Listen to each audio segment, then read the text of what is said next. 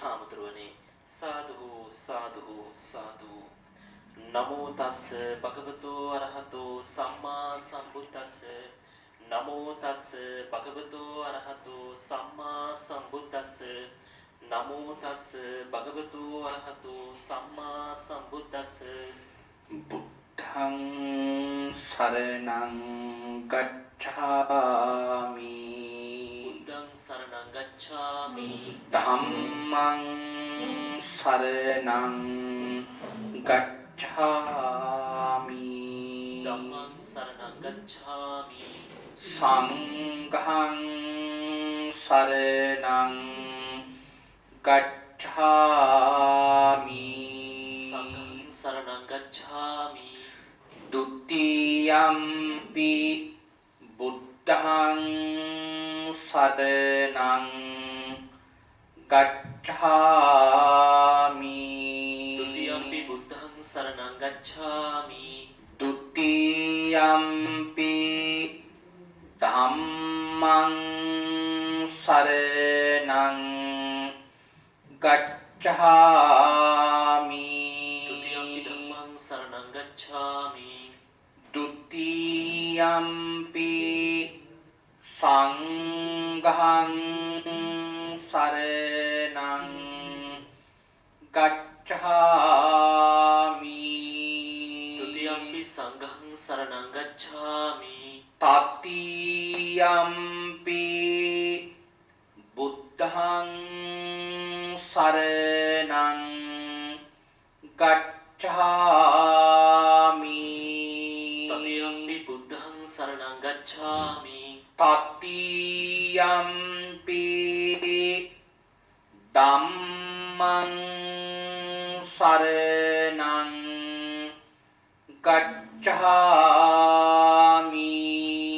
တတိယံ පි ධම්මං සරණං ගච්ඡාමි တတိယံ පි සංඝං සරණං ගච්ඡාමි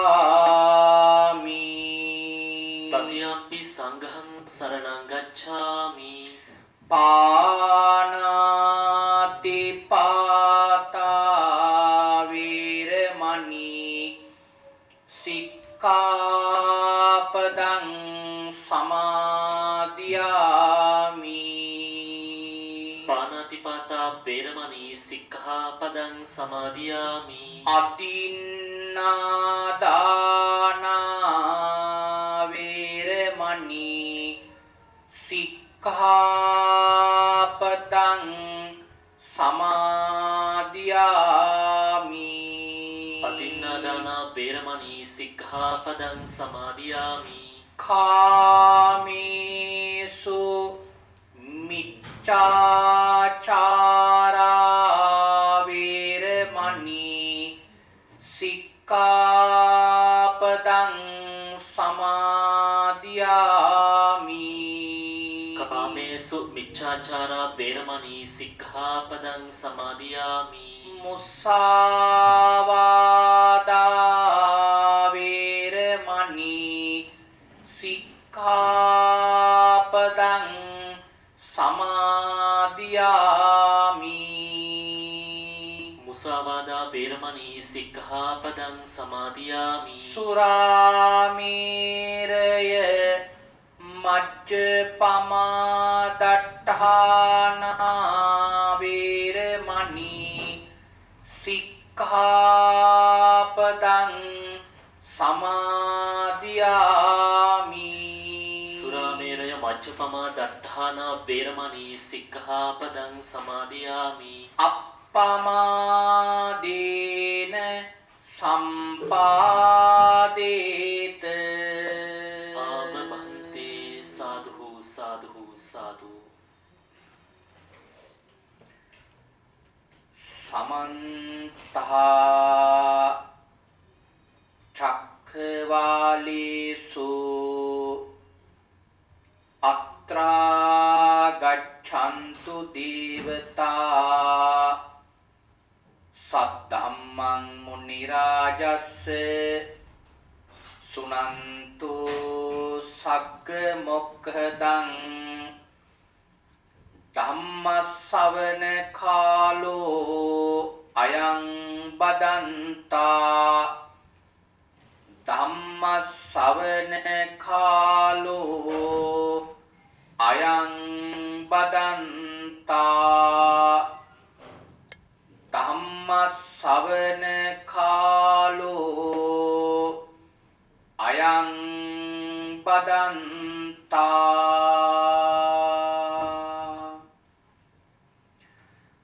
නමෝ තස්ස භගවතු අරහතෝ සබ්බ ධම්මේසු අප්පටිහත ඥානචාරස්ස දස බල දරස්ස චතු වේසාරච්ච විසර දස්ස සබ්බ සත්තුත්තමස්ස ධම්මිස්ස රස්ස ධම්ම රාජස්ස ධම්මස්සාමිස්ස තථාගතස්ස සබ්බඤුනෝ සම්මා සම්බුද්දස්ස නමෝ තස්ස භගවතු අරහතෝ සබ්බ ධම්මේසු අප්පටිහත ඥානචාරස්ස දස බල දරස්ස චතු වේසාරච්ච විසර දස්ස සබ්බ සත්තුත්තමස්ස ධම්මිස්ස රස්ස ධම්ම රාජස්ස ධම්මස්සාමිස්ස තථාගතස්ස සබ්බඤුනෝ සම්මා සම්බුද්දස්ස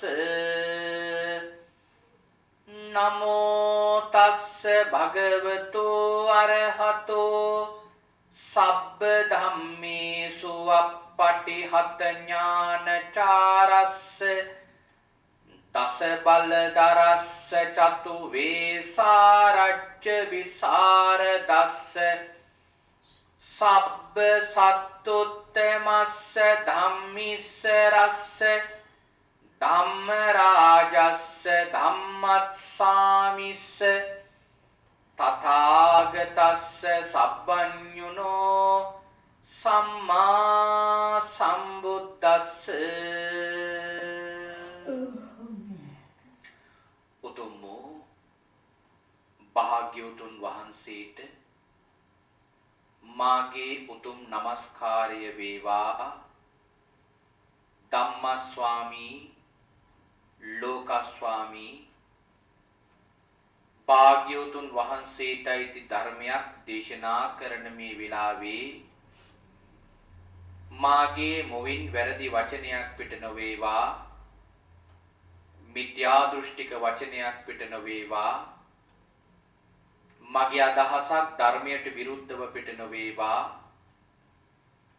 උතුම් වූ භාග්‍යවතුන් වහන්සේගේ සත්‍යමෝ බුද්ධ වචනය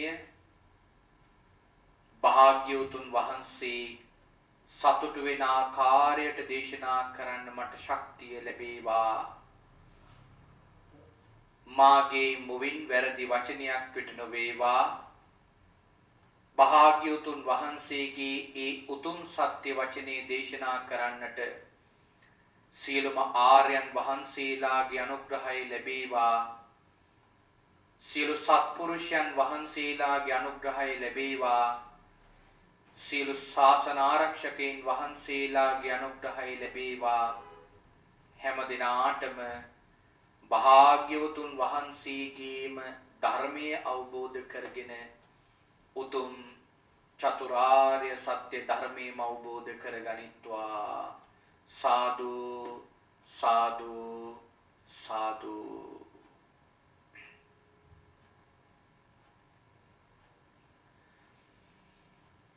අතිගෞරවනීය මහා සංඝරත්නයන් අවසරයි. ධර්ම ශ්‍රවණාබිලාසී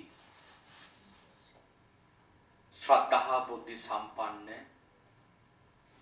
කාරුණික පින්වත්නි, අද මේ පින්වත් හැම දිනාම මේ වෙලාවේ බලාපොරොත්තු වන්නේ භාග්‍යවත් අරහත් සම්මා සම්බුදුරජාණන් වහන්සේ විසින් ඔබෙත් මගෙත් නිවන පිණිස මහා කරුණාවෙන් දේශනා කොට වදාළ සුවාසෝ දහසක් ධර්මස්කන්ධයන් අතරින් ඊ타ත්ම වටින ධර්ම කාරණාවක් ශ්‍රවණය කරන්නටයි.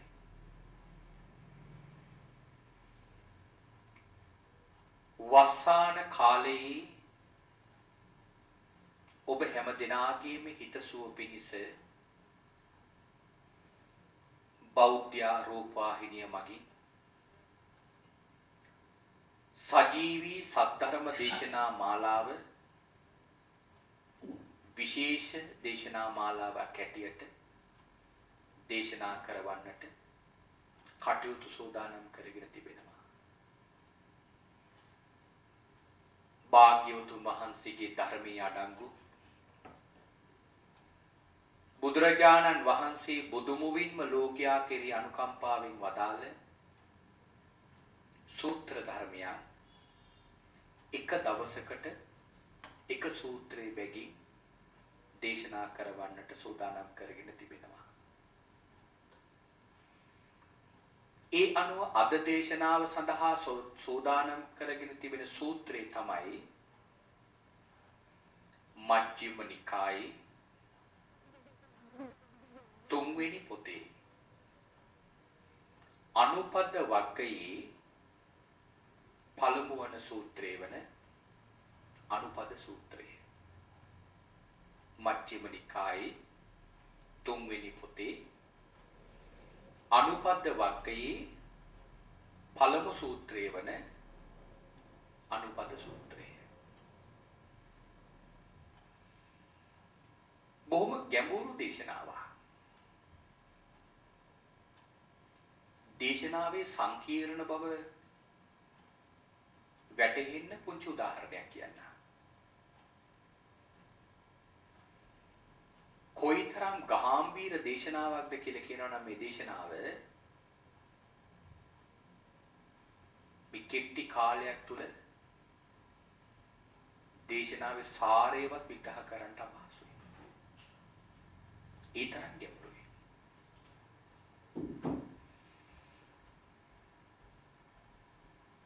වසර 3කින් විතර අවසන් කරලා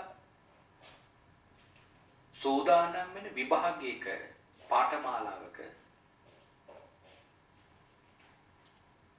3 අවුරුද්දකින් ඉවර කරන්න ඕන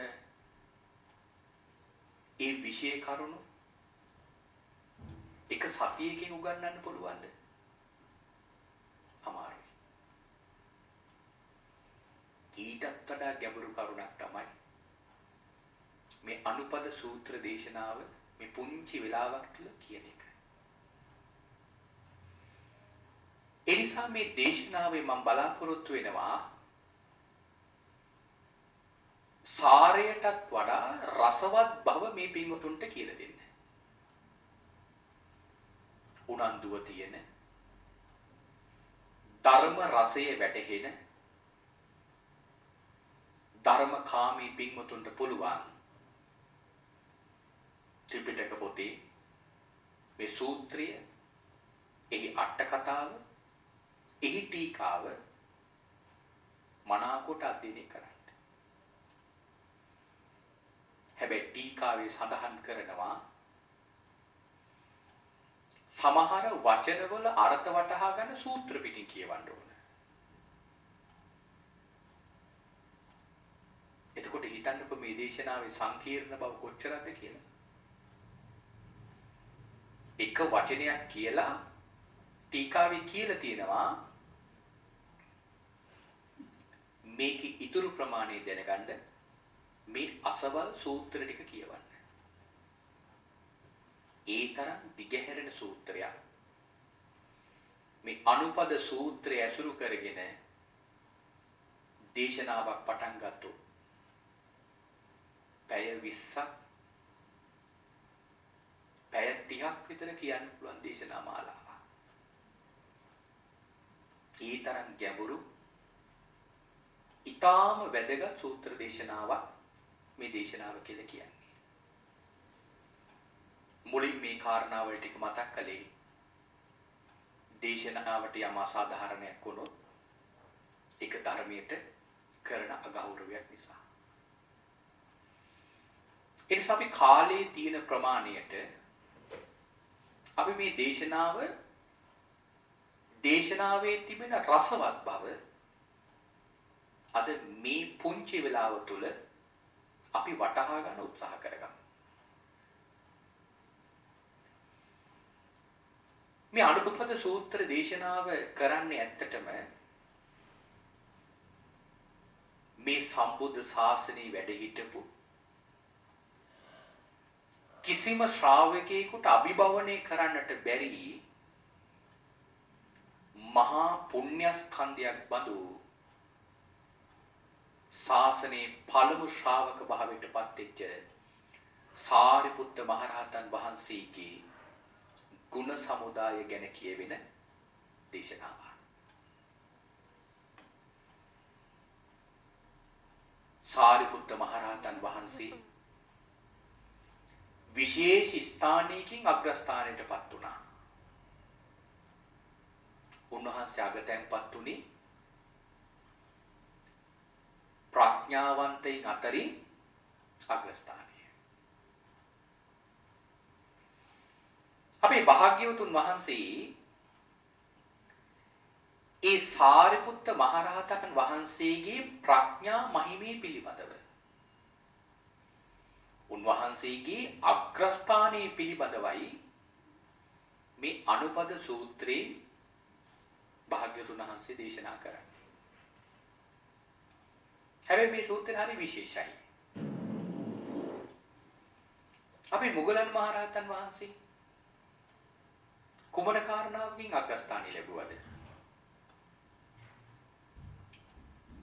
ඉර්ධිය තියෙන භික්ෂුන් අතරින් අග්‍රස්ථානය ලැබුවා.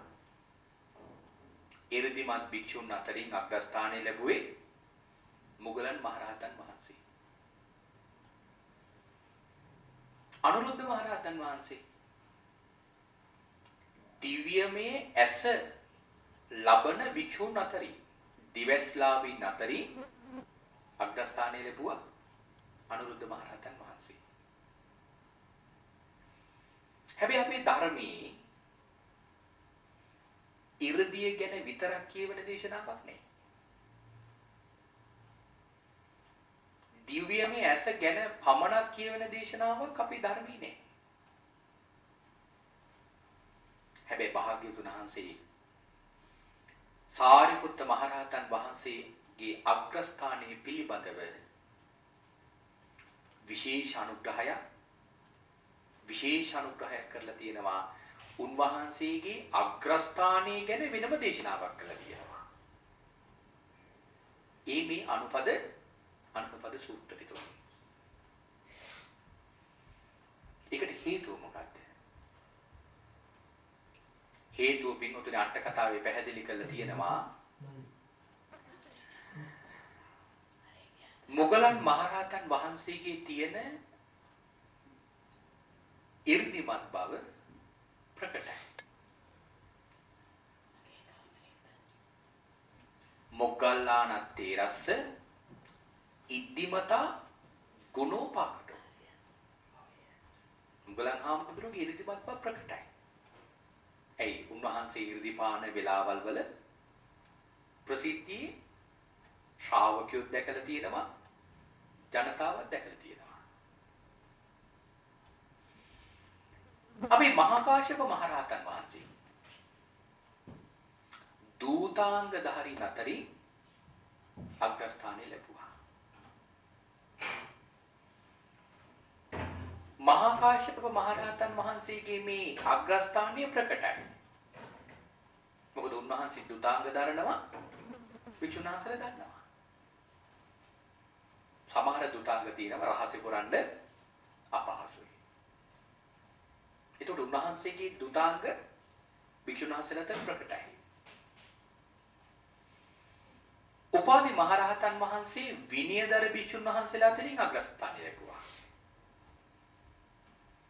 උපාලි මහරහතන් වහන්සේගේ අග්‍රස්ථානය ප්‍රකටයි.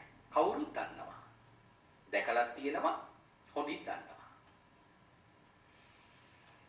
ඒ වගේ පින්වතුනි ආනන්ද හාමුදුරුවෝ පිළිබඳව උන්වහන්සේ බොහෝ ධර්මයේ දන්නවා. උන්වහන්සේගේ අග්‍රස්ථානය පිළිබඳ ප්‍රකටයි. හැබැයි සියලු 80 මහා ශ්‍රාවකයන් වහන්සේලාගේ අතර අග්‍රස්ථාන ලාභීන්ගේ අග්‍රස්ථාන ප්‍රකට වුණාට ඒවං තේසං තේරාණං තේතේ ගුණා පාකටා සාරිපුත්තත් තේරස පන අපාකටා කියලා සඳහන් කළා තියෙනවා. ඒ සියලු ශ්‍රාවකයන් වහන්සේලාගේ අග්‍රස්ථාන පිළිබඳ ප්‍රකට වුණාට සාරිපුත්ත මහරහතන් වහන්සේගේ අග්‍රස්ථානය අප්‍රකටයි. ප්‍රකට නැහැ. කස්මා මොකක් නිසාද? ඇයි උන්වහන්සේගේ අග්‍රස්ථානය ප්‍රකට නැත්තේ? පිටුපිට සඳහන් කරලා තියෙනවා ප්‍රඥා මහිමය අල්පීච්ඡව ලැබපු නිසා. සාරිපුත්ත මහරහතන් වහන්සේ කියලා කියන්නේ යම් අල්පීච්ඡ බවක් තියෙනවා නම් ඒ අල්පීච්ඡ භවයේ උපරිම වට්ටමට ගියපු මහතෙරුන් වහන්සේ නම. කොච්චර අල්පීච්ඡයිද? අපි පිටුට මතක ඇති සාරිපුත්ත මහරහතන් වහන්සේ පඬිත පොඩි හාමුදුරුවොත් එක්ක පිණ්ඩපාතේ වැඩම කරපු හැටි. පඬිත කියලා පොඩි හාමුදුරු නමක් මහාන වුණා. උන්වහන්සේ මහාන වෙලා දින 7කින් පිණ්ඩපාතේ වැඩියා. යනකොට මේ පොඩි හාමුදුරුවෝ සාරිපුත්ත හාමුදුරුවන්ගේ ප්‍රශ්න ටිකක් අහනවා. අහන ප්‍රශ්න වලට සාරිපුත්ත හාමුදුරුවෝ යන ගමන් පිළිතුරු දුන්නා. පඬිත පොඩි හාමුදුරුවෝ තමන්ගේ සිත පිළිබඳව දැනගෙන සාරිපුත්ත හාමුදුරන්ට ආයාචනා කරනවා, ස්වාමීනි මට කුටියට යන්න අවසර දෙන්න. දැන් මේ පිටපතේ වඩින ගම කුටියට යන්න මට අවසර දෙන්න. සාරිපුත්ත හාමුදුරුවෝ බලනකොට යන්නේ හොඳ කරුණකට. තමන් වහන්සේගේ කුටියම බාර දෙනවා. එන ඒ කුටියටම වඩින්න. හැබැයි පොඩි හාමුදුරුවෝ දැන් සාරිපුත්ත හාමුදුරුවන්ගේ පාත්‍ර සිවුරුත් අරගෙන තමයි සාරිපුත්ත හාමුදුරුවෝත් එක්ක පසුපසින් වැඩි. දැන් සාරිපුත්ත හාමුදුරුවන්ගේ පාත්‍රය පොඩි හාමුදුරුවෝ උන්වහන්සේට දුන්නා. දෙන ගම උන්වහන්සේට කියනවා මොකද්ද? ස්වාමීනි පුළුවන් නම් මටත් එක්ක පිණ්ඩපාතේ අරගෙන ඉන්න. දැන් මේ කාටද කියන්නේ? මේ සම්බුද්ධ ශාසනයේ පළමු ශ්‍රාවකයන් වහන්සේට භාග්‍යවතුන් වහන්සේගෙන් පසු දෙවන ආසනෙට හිමිකම් කියපු උත්තමයන් වහන්සේට ගුණ අතරින් දෙවන ස්ථානයට පත් වෙච්ච ශ්‍රාවකයන් අතරින් ඉහළටම ගියපු මහතෙරුන් වහන්සේට කියනවා, ස්වාමීනි මටත් එක පිටපාතේ කරගෙන ඉන්න.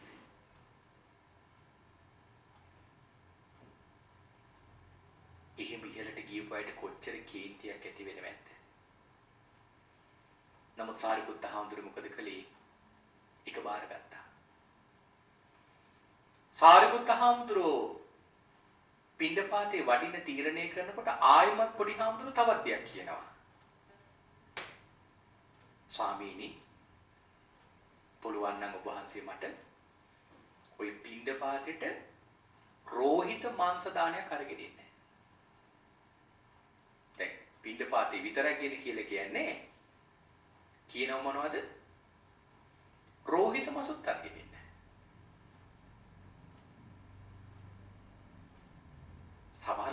කේන්ති දෙනවා කියත් ඕකට කේන්ති යන්න පුළුවන්. නම් සාරිපුත්ත හඳුරන්නේ මොකද්ද? පොඩි නම කොහොමද රෝහිත මස් ලැබෙයිද කියලා මම දන්නේ.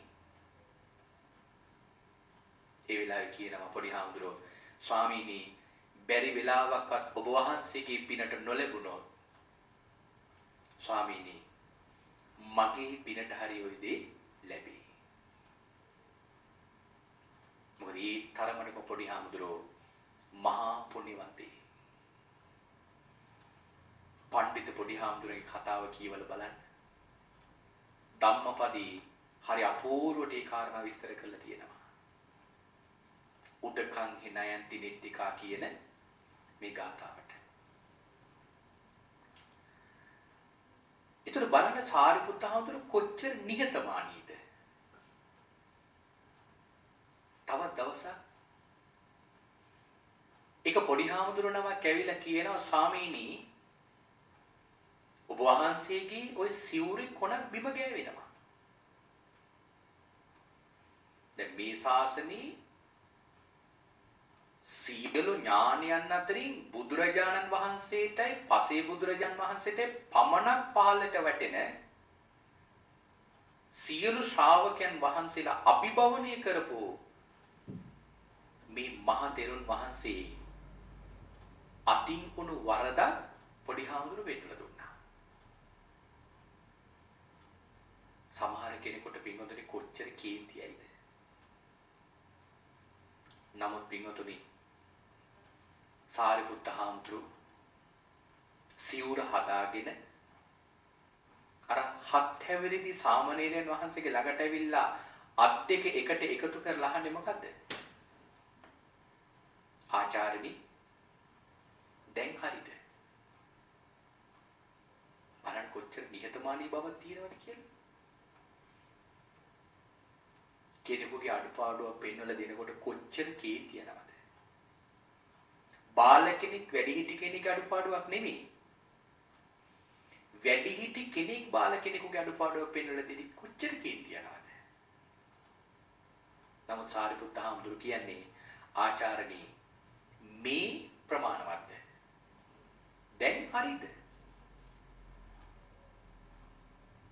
සාරිපුත්ත හාමුදුරන්ගේ ගුණ ගැන නම් කතා කළොත් මං කියන්නේ පින්වතුනි කෙලවරක් නෑ. ඒ තරම් අනන්ත පරිමාණ ගුණ සමුදායකින් සාරිපුත්ත මහ රහතන් වහන්සේ ප්‍රකටයි. සාරිපුත්ත හාමුදුරුවෝ පින්වතුනි කොච්චර අල්පීච්ඡද මොනතරම් නිහතමානී මහ උත්තමීක්ද කියලා කියනවා නම් පින්වතුනි සාරිපුත්ත මහ රහතන් වහන්සේ කවදාවත් භාග්‍යතුන් වහන්සේ සමග එකට පිටපාතේ වැඩලා නැහැ. ඇයි? පින්වතුනි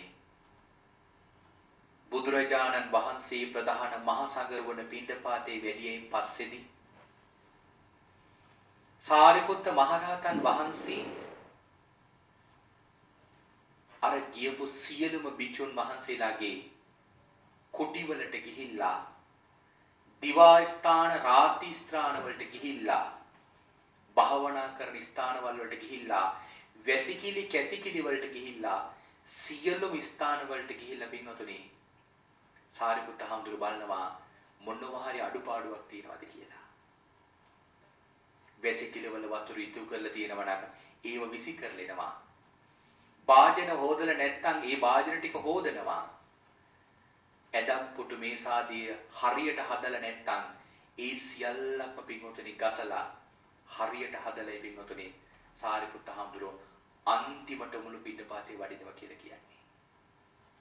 එයි සාරිපුත්ත හාමුදුරුවෝ ඒ දේ කලේ යම් මිත්‍යා දෘෂ්ටික කෙනෙක් හෝ ශාසනය කෙරෙහි ලොකු ශ්‍රද්ධාවක් නැති සාමාන්‍ය කෙනෙක් පන්සලකට ආපු වෙලාවට බැරි වෙලාවක්වත් අර භික්ෂුන් වහන්සේලාගේ අඩුපාඩුවක් දැක්කොත් ඒ අය ශාසනයට නිඳා කරයි කියන බයටලු. ඒ සියලුම කාර්යයන් අවසන් කරලයි සාරිපුත්ත මහරහතන් වහන්සේ පින්වත්නි පින්ඩපාතේ වඩිනවා කියලා කියන්නේ ඒ නිසා කිසි දවසක සාරිපුත්ත මහරහතන් වහන්සේට එකට භාග්‍යවතුන් වහන්සේත් එක්ක පින්ඩපාතේ වඩින අවස්ථාවක් ලැබිලා නැහැ. සාරිපුත්ත මහරහතන් වහන්සේ හරියට මේ මහ පොළොව වගේ. සාරිපුත්ත මහරහතන් වහන්සේ පයට පෑගෙන පා පිස්නාවක් වගේ. සාරිපුත්ත මහරහතන් වහන්සේ අම් සිදුන මහ ගුණෙක් වගේ. පා පිස්සක් කොයිතරම් පීඩා විඳිනවද? ඒ තරමටම සාරිපුත්ත මහරහතන් වහන්සේත් නිහතමානී. මේ මහ පොළොව කොච්චර දේවල් දරා ගන්නවද? ඒ තරමටම සාරිපුත්ත මහරහතන් වහන්සේ නිහතමානී අල්පේච්චයි. හැබැයි කවදාවත් මගේ ළඟ මේ වගේ ගුණයක් තියෙනවා කියලා ගුණවතුන්ගේ ස්වභාවය නම් කවදාවත් ඒක ප්‍රකට කරන්නේ නැහැ. අප්‍රකට උන්වහන්සේලා වැඩි ඉන්නේ. ඒ නිසා පින්වතුනි මේ සාරිපුත්ත හාමුදුරුවෝ මේ තරම් ප්‍රඥාවක් තියෙනවා මේ තරම් ගුණයක් තියෙනවා කියලා ගොඩක් විචුන් වහන්සේලා දන්නේ නැහැ. ඒ නිසයි බුදුරජාණන් වහන්සේ මේ සාරිපුත්ත මහරහතන් වහන්සේගේ අග්‍රස්ථානයේ පිළිබඳ වෙනමම දේශනාවක් කරන්න මේ විදිහට තෝරගත්තේ. භාග්‍යවතුන් වහන්සේ මේ දේශනාවේ මහණෙනි සාරිපුත්ත මහරහතන් වහන්සේගේ ළඟ මෙවැනි ගුණ 16ක් තියෙනවා මෙවැනි ප්‍රඥා මහිමයක් තියෙනවා කියලා භාග්‍යවතුන් වහන්සේ මේ දේශනාව දිගහරිනවා. උන්වහන්සේ සාරිපුත්ත මහරහතන් වහන්සේ සියල්ලක්ම ලැබුවේ සාරිපුත්ත මහරහතන් වහන්සේ පින්වත්නි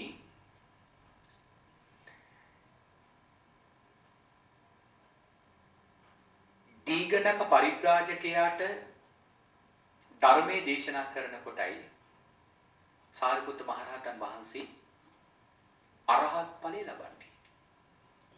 ඒ පැවිදි වෙලා දින 15ක් ගියාම. හැබැයි බුදුරජාණන් වහන්සේ පින්වතුනි මේ සාරිපුත්ත මහරහතන් වහන්සේගේ මේ ගුණ කියන්න ගොඩක් ප්‍රමාද කළා.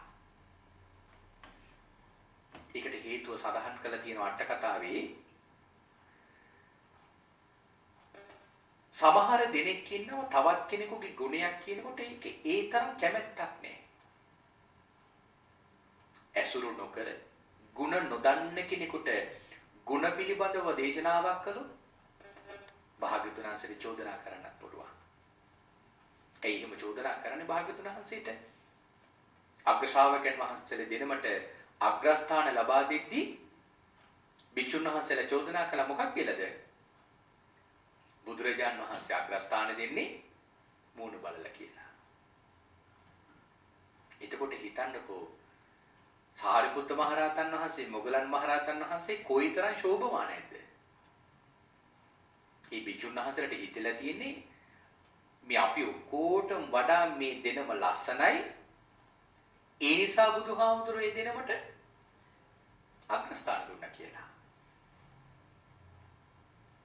නමුත් භාග්‍යවතුන් වහන්සේ දන්නවා මේ මගේ ශාසනයේ එක අසංඛ්‍යකුත් කල්ප ලක්ෂයක් මා නිසාම පාරමිතා පුරාගෙන ආපෝ උත්තමයෝ දෙන්නේ කියන කාරණාව සර්වඥතා ඥානීය තියෙන භාග්‍යවතුන් වහන්සේ දන්නවා. එතකොට භික්ෂුන් වහන්සේලා චෝදනා කරා ඒ කරුණ හරියට නොදැනගෙන භාග්‍යවතුන් වහන්සේ අග්‍රස්ථාන දෙන්නේ මොන බලලා කියලා. දැන් එහෙම භික්ෂුන් වහන්සේලාත් වැඩ ඉන්න ශාසනයක බැරි වෙලාවක්වත් බුදුරජාණන් වහන්සේ සාරිපුත්ත හාමුදුරන්ගේ ළඟ තිබෙන මේ ಗುಣ ටික එකට එකතු කරලා උන්වහන්සේ වර්ණනා කරමින් ධර්ම දේශනාවක් පැවැත්වුවා. තව කී දිනක් නම් ඕකට කිපෙයිද? ඒ නිසා භාග්‍යවතුන් වහන්සේ සාරිපුත්ත හාමුදුරුවෝ පිළිබඳ කරපු මේ දේශනාව කරන්න ටික කාලයක් ප්‍රමාද කළා තියෙනවා. හැබැයි උන්වහන්සේ මේ දේශනාව පවත්වනකොට දවසක් භික්ෂුන් වහන්සේලා පිරිසක් ඇවිල්ලා භාග්‍යතුන් වහන්සේගේ ළඟ එකක් පස්සක හිඳගත්තා. ඒ භික්ෂුන් වහන්සේලා පිරිස සාරිපුත්ත හාමුදුරන්ට බොහෝ සෙයින් මනාප, සාරිපුත්ත මහරහතන් වහන්සේගේ ළඟ වැඩ හිටපු, සාරිපුත්ත මහරහතන් වහන්සේ කෙරෙහි උසස් ගෞරවනීය හිතක් තියෙන ශ්‍රාවකයෝ පිරිසක්. අන්න ඒ නිසා භාග්‍යතුන් වහන්සේ ගුණ දන්න පිරිසකට ගුණ කිව්වොතින් ඕන අතිශයින්ම පැහැදින බව දැනගෙන තමයි භාග්‍යතුන් වහන්සේ මේ දේශනාව ආරම්භ කරන්නේ. භාග්‍යතුන් වහන්සේ දේශනා කරනවා මහණෙනි, පණ්ඩිතෝ භික්ඛවේ සාරිපුත්තෝ. මහණෙනි සාරිපුත්ත පණ්ඩිතයි. මොකද මේ පණ්ඩිතයි කියන්නේ? පණ්ඩිත බව පිටුපිට අට කතාවේ කාරණාවල් 4කින් විස්තර කරලා තියෙනවා. ධාතු කුසලතා. ඔන්න පණ්ඩිත භවයක ලක්ෂණයක් තමයි ධාතු කුසලතා. ධාතු පිළිබඳව දන්නවා. සඳහන් කරලා තියෙනවා පින්වතුනි ධාතු වර්ග 18ක් තියෙනවා.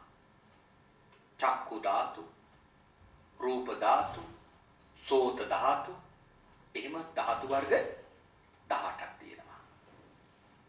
ඒ සියල්ලක්ම දන්නවනම් ඔහු පණ්ඩිතයි. ඊළඟට ආයතන කුසලතා. ඇස, කන, නාසය කියන මේ ආයතන පිළිබඳ දන්නවා. එහෙම ආයතන 12ක් තියෙනවා. ඒ සියල්ලක්ම දන්නවනම් ඒකටත් කියනවා පණ්ඩිතයි කියලා. පණ්ඩිත භවයේ තවත් ලක්ෂණයක් තමයි පටිච්ච සමුප්පාද කුසලතා. පටිච්ච සමුප්පාදයේ පිළිබඳව දන්නවා. ඨාන කුසලතා හතරවෙනි ලක්ෂණේ පණ්ඩිත භවයේ තියෙන සිදු වන දේවල් සහ සිදු නොවන දේවල් පිළිබඳව දන්නවා. අපිට මේ කරුණෝ එකින් එක විස්තර කරන්න ගියොත් මම ඒක සඳහන් කළේ මේව කොයිතරම් රසවත්ව පැහැදිලි කරන්න පුළුවන්ද? නමුත් අපිට කාලය ඒ ප්‍රමාණයට ලබා ගන්න බැරි නිසා මම ඉතාම කෙටියෙන් මේ කරුණු කියන්නේ. කරුණු පිළිබඳ රසවත් බවක් ඇති කරගෙන මේ කාරණාවල් සොයලා බලන්න. එතකොට ඔබට සූත්‍රය මනාකොට අධ්‍යයනය කරනකොට අපේ පින්වතුන්ට පුළුවන් මේ අනුපද සූත්‍රයේ පින්වතුනි හරියට වටහා ගන්න. මේ අනුපද සූත්‍රය හරියට වටහා ගත්තොත් අපේ භාග්‍යතුන් වහන්සේගේ ශාසනයේ තියෙන බොහෝ ධර්ම කාරණාවල් ප්‍රමාණයක් පින්වතුනි වටහා ගන්න පුළුවන්. ඊළඟට භාග්‍යතුන් වහන්සේ දේශනා කරනවා සාරිපුත්ත මහරහතන් වහන්සේ මහා ප්‍රඥාවන්තයි. මහා පඤ්ඤෝ භික්ඛවේ සාරිපුත්තෝ. මොකද මේ ප්‍රඥාවන්තය කියන්නේ? පණ්ඩිත භවයේ ලක්ෂණ 4ක් තියෙනවා නම් ප්‍රඥාවන්ත භවයේ පින්වතුනි ලක්ෂණ තියෙනවා 22ක්. ලක්ෂණ තියෙනවා 18ක්. ප්‍රඥාවන්ත භවයේ ලක්ෂණ තියෙනවා 18ක්. මොනවද මේ 18? සීලස්කන්ධය පිළිබඳව මහා ප්‍රඥාවෙන් දන්නවා. මහන්තේ සීලස්කන්ධේ පරිග්ගහන්හාතිති මහා පඤ්ඤා. මේ මහත් වූ සීලස්කන්ධය හරියටම මහා ප්‍රඥාවකින් දැනගන්නවා නම් ඒ කෙනාටත් කියනවා මහා ප්‍රඥාවක් තියෙනවා කියලා. මේ මහා ප්‍රඥාවක් තියෙන කෙනා සීලය පිළිබඳව හොඳට දන්නවා. සමාධිය පිළිබඳව හොඳට දන්නවා. ප්‍රඥා ස්කන්ධය පිළිබඳව හොඳට දන්නවා. විමුක්ති ස්කන්ධය පිළිබඳව හොඳට දන්නවා. විමුක්ති ඥාන ස්කන්ධය පිළිබඳව හොඳට දන්නවා. ඨාන පිළිබඳව හොඳට දන්නවා. විහාර සමාපatti පිළිබඳව හොඳට දන්නවා. ආර්ය සත්‍ය පිළිබඳව හොඳට දන්නවා. සතිපට්ඨාන පිළිබඳව හොඳට දන්නවා.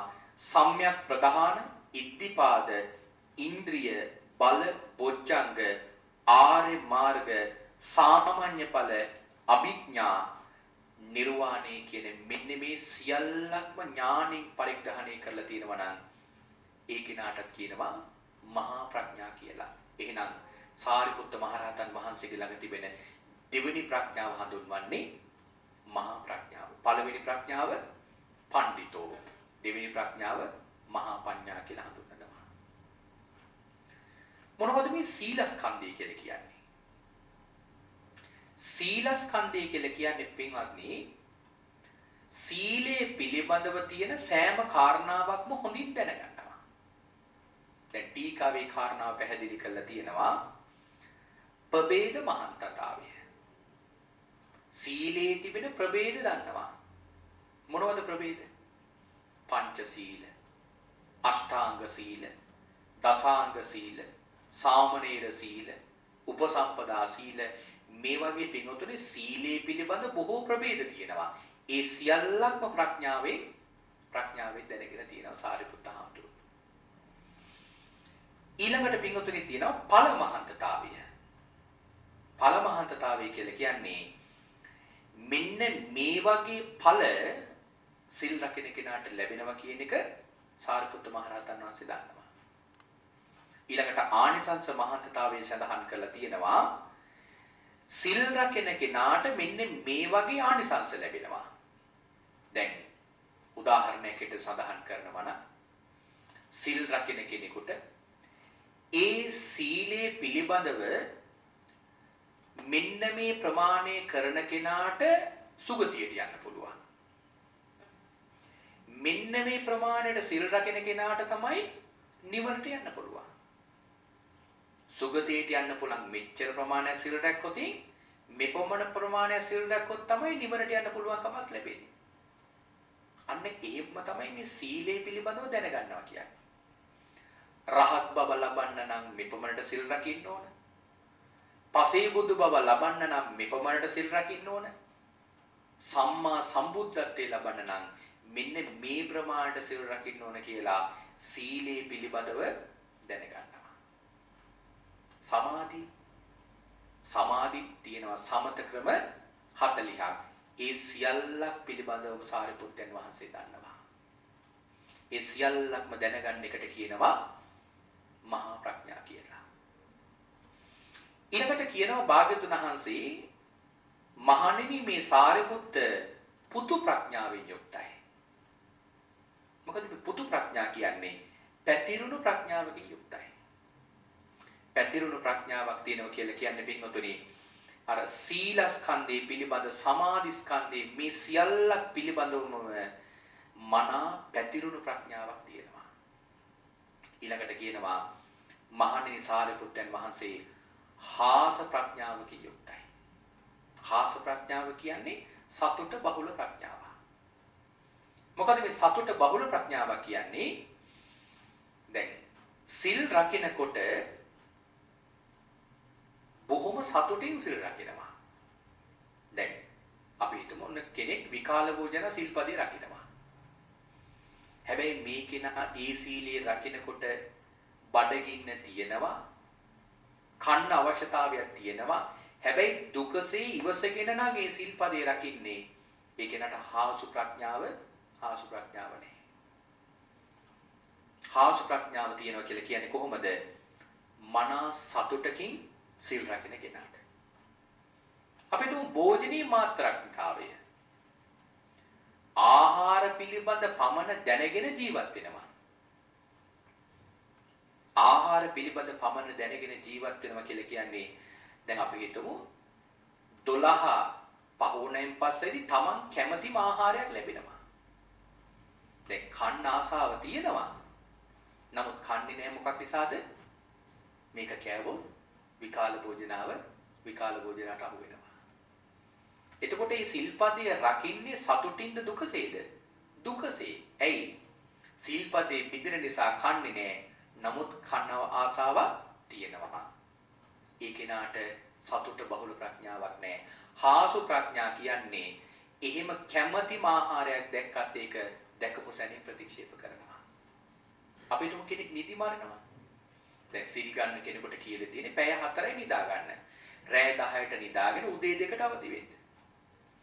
එතකොට අපි තුමු රෑ 10ට නිදාගත්තා උදේ 2ට අවදි වෙන්න ගියාම දුකසේ නම් අවදි වෙන්නේ. එතකොට යාට හාසු ප්‍රඥාව නැහැ. මෙන්න මේ වගේ පින්වත්නි භාග්‍යවතුන් වහන්සේ දේශනා කරනවා සාරිපුත්ත මහරහතන් වහන්සේට ඒ හාසු ප්‍රඥාව තියෙනවා. ඊළඟට කියනවා ජවන ප්‍රඥා, තික්ක ප්‍රඥා, නිබ්බේධික ප්‍රඥා කියන මෙන්න මේ ප්‍රඥා වර්ග 7කින් සාරිපුත්ත මහරහතන් වහන්සේ යුක්තයි. කාරණාවල් දීර්ඝ ලෙස විස්තර කරන්න පුළුවන් වුණා. નિયમિત කාල වේලාව අවසන් වෙලා තිබෙන නිසා අපි මේ දේශනාව නිමාවටපත් කරනවා. අපේ සාරිපුත්ත මහරහතන් වහන්සේගේ මේ මහා ගුණස්කන්ධය පිළිබඳව භාග්‍යවතුන් වහන්සේ විශේෂයෙන්ම දේශනා කරපු සූත්‍රයක් තමයි මේ අනුපද සූත්‍රය කියලා කියන්නේ. සාරිපුත්ත මහරහතන් වහන්සේ පිළිබඳව මනාකොට දැනගන්න පුළුවන් සූත්‍ර දේශනාවක්. මජ්ක්‍ධිම නිකායේ 3 වෙනි පොතේ සඳහන් මේ සූත්‍ර දේශනාව බොහෝ දෙනෙකුට මනා ධර්ම රසයකින් අධ්‍යයනය කරන්න පුළුවන් නම් තවත් මීට වඩා බොහෝ සාරවත් කරුණු වටහා ගන්නට පුළුවන්. එහෙමනම් කාලය අවසන් වෙලා තිබෙන නිසා අපි මේ දේශනාව නිමාවටපත් කරනවා. අද මේ උතුම් සත්‍ය ධර්ම දේශනාව මේ විදියට මුළු මහත් ලෝකයා කෙරෙහිම